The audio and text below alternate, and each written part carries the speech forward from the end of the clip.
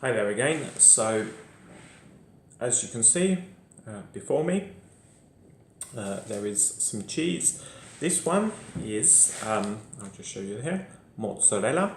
Mozzarella made in Moldova, so not necessarily adhering to all the traditional standards of Italy. It doesn't have a PDO, a protected designation of origin, which means it hasn't necessarily been made according exactly to the traditional standards or in the traditional location, but nevertheless worth giving a go. It's quite hard to get PDO mozzarella because mozzarella is a cheese, a fresh cheese, which is made by extracting the curd from the milk and then heating and then kneading the curd until it becomes elastic, and then chopping off blocks and then eating them fresh.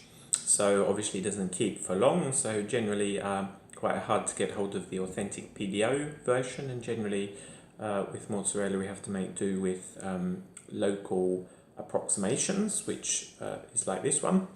This one is what you would call a low moisture mozzarella.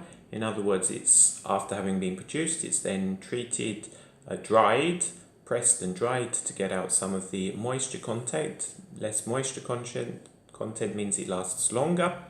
So as you can see, this one is firmish, not quite as soft as a traditional mozzarella. It's more yellowy, dark in colour. It's not quite the white colour of very fresh traditional mozzarella.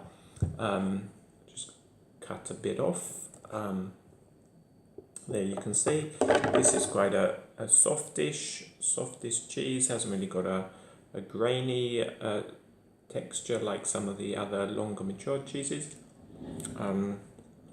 Very light, almost slightly creamy taste. And the really key use and key advantage of this cheese, I mean, firstly it's good to have low moisture mozzarella because it keeps longer. You don't have to eat it all straight away or very quickly. And then of course it also is a very good melting cheese. It melts very well, very uniformly, and has quite a nice flavour as a melted cheese. So that's, I guess, the real key use and advantage of this one. Personally, I think the fresh mozzarella is kind of a bit nicer in taste, but not always easy to get hold of. And obviously this one keeps a bit longer, so it's a bit more practical. And the final thing we're going to do, you might see here, we've got a spoon with a bit of honey on. Quite like dipping cheese in honey, so we'll see what this one's like in honey. Oh, there we go. You see, it's got a bit of honey on it.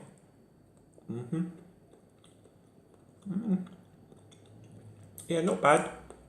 Still think I prefer the harder cheeses such as Grana Padano dipped in honey, but you could also eat this as a sweet cheese. But generally, more it's used for grating on pasta dishes because of its melting abilities, as I say, or slicing and putting on pizza, or something popular in England, cheese on toast. It's good for cheese on toast. I can certainly recommend that.